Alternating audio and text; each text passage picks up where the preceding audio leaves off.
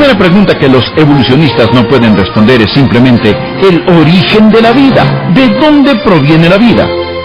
Ellos han tratado de luchar contra esto y una persona dijo: bueno, quizá el origen de la vida viene de algún germen que llegó y cayó a la Tierra. Esto solo mueve la pregunta un poquito más allá. ¿Dónde comenzó en el espacio antes de llegar a la Tierra? ¿Qué tal? Bienvenido y bienvenida a El Amor que Vale, con el profesor y pastor Dr. Adrián Rogers, en la voz del pastor Lenín de Llanón. El libro de Génesis narra la forma como Dios creó el universo. Allí vemos cómo Dios hace cada cosa a su tiempo. Para empezar, pone orden en el universo, luego separa los elementos. Más adelante crea los animales.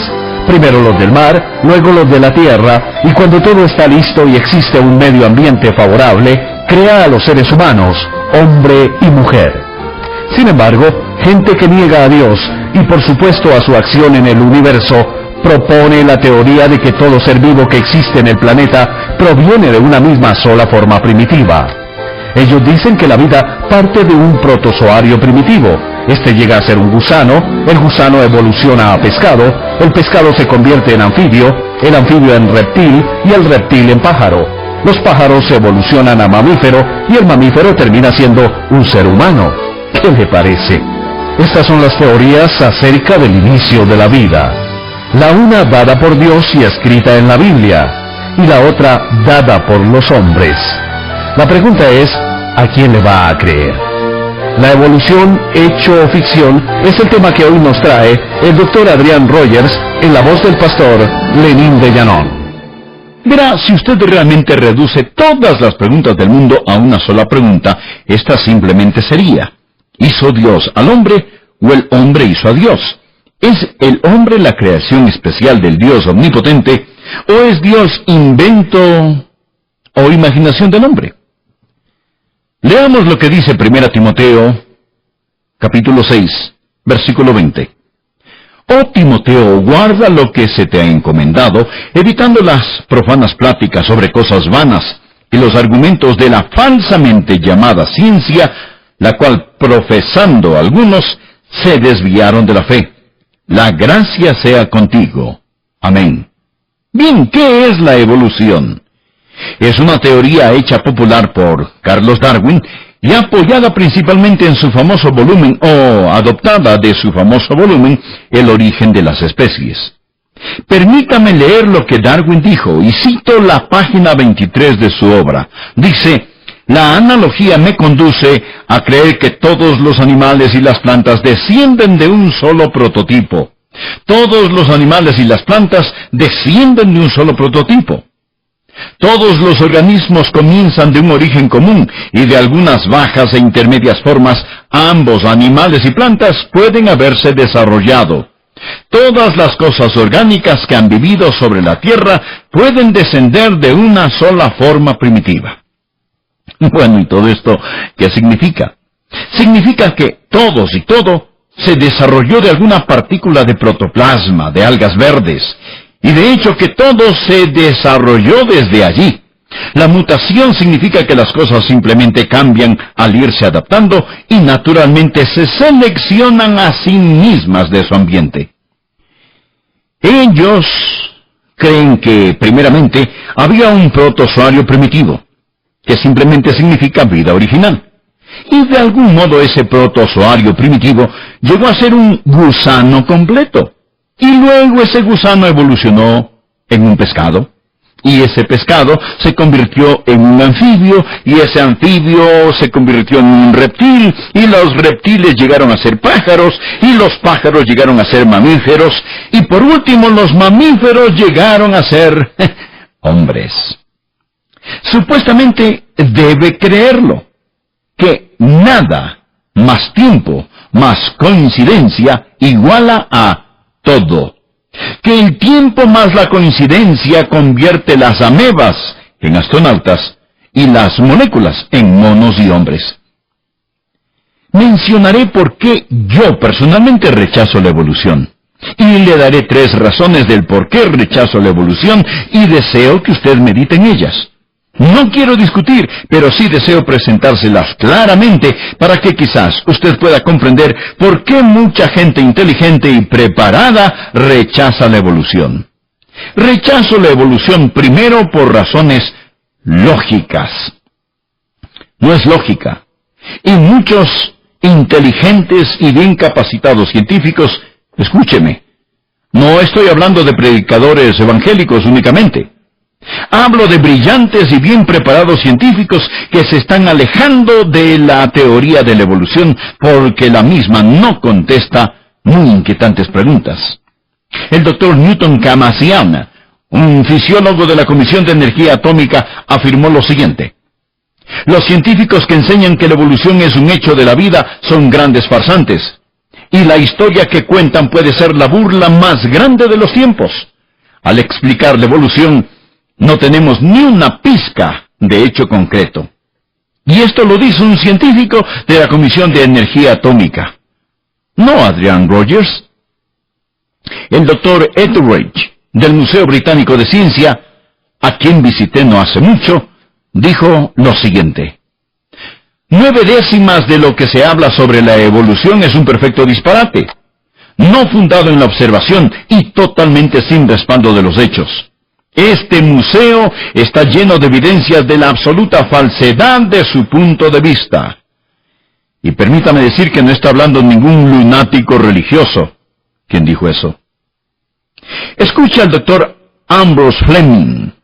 Él era el presidente de la Sociedad Filosófica de la Gran Bretaña, y él dijo: la teoría de la evolución es simplemente el producto de la imaginación. ¿Pero quiénes están diciendo esto?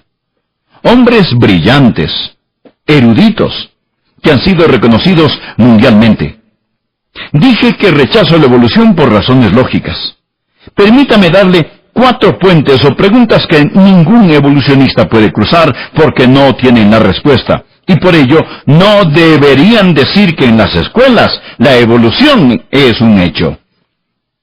La primera pregunta que los evolucionistas no pueden responder es simplemente el origen de la vida. ¿De dónde proviene la vida?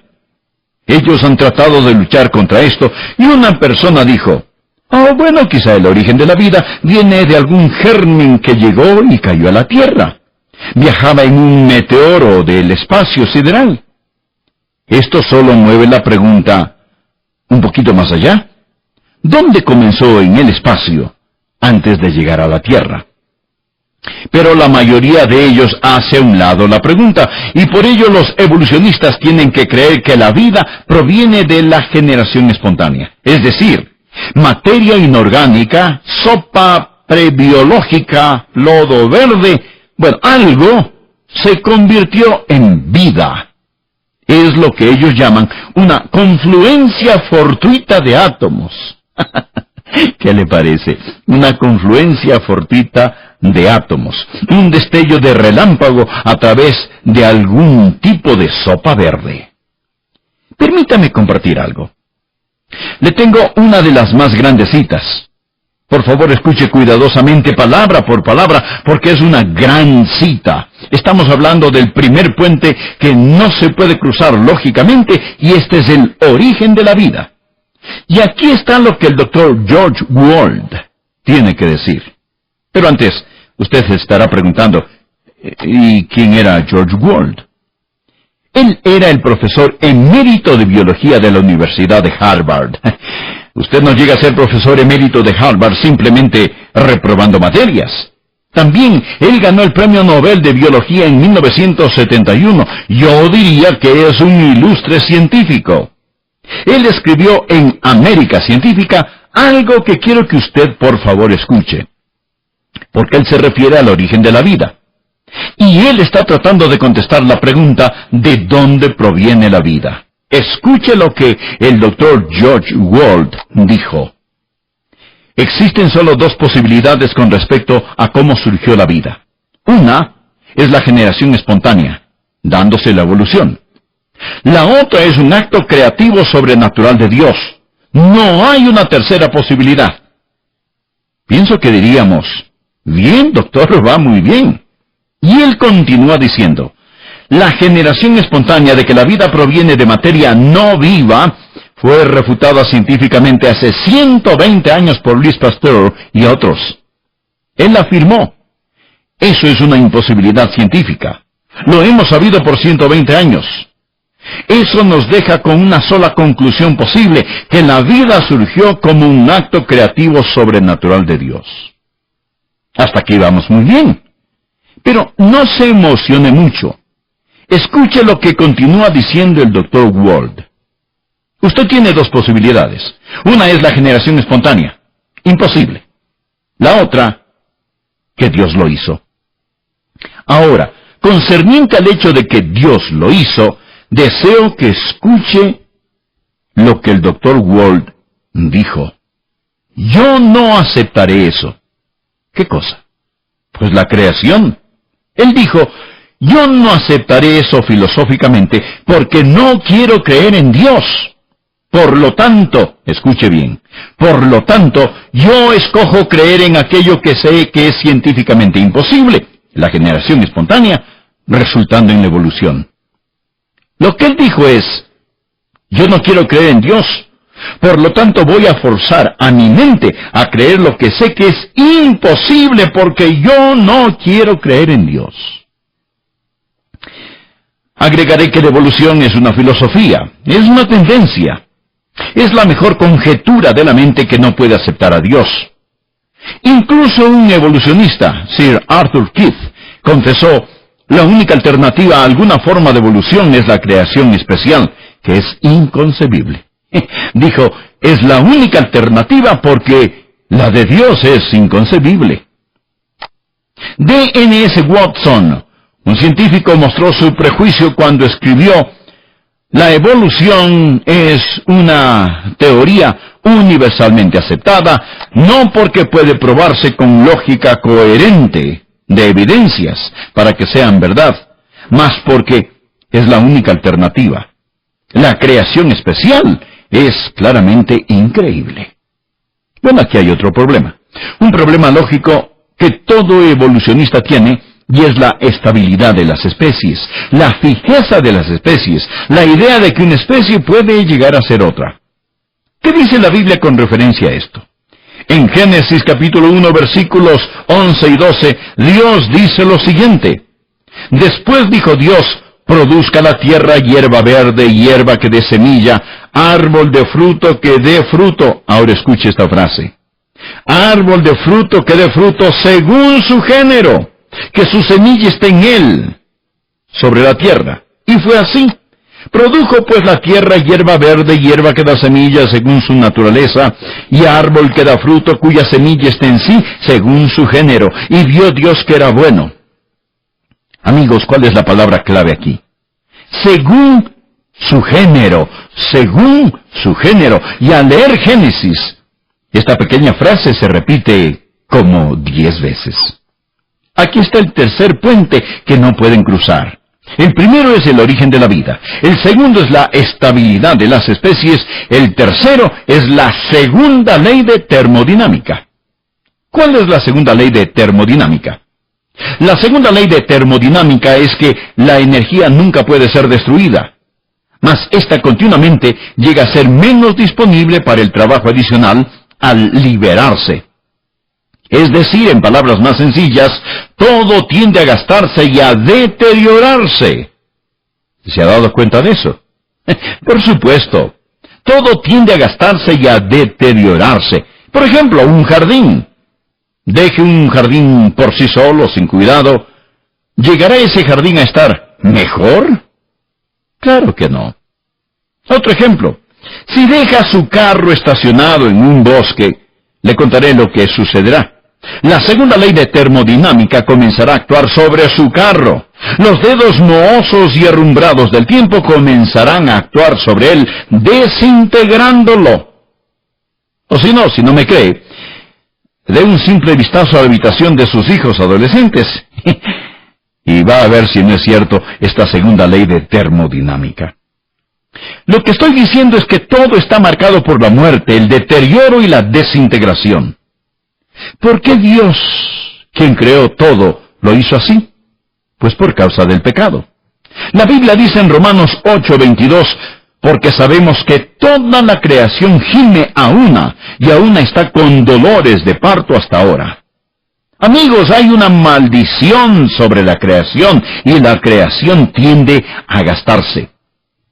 Mas el evolucionista dice que las cosas llegan a ser más complejas, que se mueven hacia la precisión y la perfección, que dándoles el tiempo suficiente, las cosas desorganizadas se convierten en totalmente organizadas. Francamente, esto no tiene sentido. Si usted toma un avión 747 y coloca en su compartimiento de carga las piezas de un Cadillac, asciende con ese avión a 5,000 pies de altura y bota esas piezas al aire, ¿piensa que se armaría ese vehículo por sí solo durante el tiempo que tiene antes de tocar tierra? Bueno, dice el evolucionista, claro que no, usted necesita más tiempo. Necesita más tiempo. Bien, llevemos el avión hasta 20,000 pies. Y luego tiremos las piezas. ¿Estarán las piezas ensambladas al llegar a tierra? No, estarán más desarmadas que nunca. Y cuando toque tierra, ¿se harán polvo? ¿Lo ve? Entre más tiempo pase, más desintegración tenemos. El cuarto puente que ellos no pueden cruzar es que no pueden explicar ciertas propiedades que existen que no tienen nada que ver con la supervivencia de las especies. ¿De dónde proviene la música? ¿Qué tiene que ver con la supervivencia de las especies? ¿De dónde salió el amor? ¿De dónde proviene el honor y la dignidad? ¿De dónde, mi amigo, surgió el concepto de Dios omnipotente? ¿De dónde se originan estas cosas? Usted no puede explicarlas con la supervivencia de las especies. Así que yo rechazo la evolución por razones lógicas. Permítame compartirle otra razón. No solo la rechazo por razones lógicas, sino también por razones morales. La teoría de la evolución es inmoral. Amigos, déjenme decirles algo. Cuando usted le dice a la gente joven que ellos son un accidente que simplemente sucedió, ¿qué hace esto? Los despoja de su dignidad, les quita propósito y les arrebata la moralidad. Nietzsche y Darwin odiaron a sus padres. Nietzsche fue un pervertido sexual y murió de sífilis. Fue él quien escribió El hombre y el superhombre. Hitler leía a Darwin y a Nietzsche. Hitler escribió Mi lucha y fue quien encendió los hornos de gas. Juntos Hitler y Stalin, quienes creían que el hombre era tan solo un animal, asesinaron 57 millones de personas. ¿Por qué? Porque creían que el hombre es simplemente un animal, desechable. Rechazo la teoría de la evolución por razones morales, pero también la rechazo por razones teológicas. H.G. Wells, quien escribió los resúmenes de la historia, él era un evolucionista y él dijo, si todos los animales y el hombre evolucionaron, entonces no hubo primeros padres, ningún paraíso, ninguna caída, y si no hubo caída, entonces toda la estructura histórica del cristianismo, la historia del primer pecado y la razón de la expiación se derrumba como una casa de naipes. ¿Lo ve? Escuche, si la evolución es cierta, no existió el huerto del Edén, no hubo pecado original, no hay depravación, el hombre sigue siempre adelante, ascendiendo, no necesita nacer de nuevo, él no necesita un nacimiento de arriba, solo necesita un empujón de abajo. Él sencillamente necesita mejorar y mejorar y mejorar. Así que si Génesis 3 es un mito, Juan 3 es una farsa cuando dice, usted debe nacer de nuevo. Así que ya ve, que rechazo la teoría de la evolución también por razones teológicas. Desearía tener más tiempo para hablarles de esto, mas permítame decirle que existe algo detrás de toda esta idea de la evolución. ¿Por qué ¿Por qué un punto tan emotivo? ¿Por qué es un punto tan emotivo? ¿Por qué no podemos simplemente decir, correcto, no puede haber creación sin un creador? De la nada, nada sale.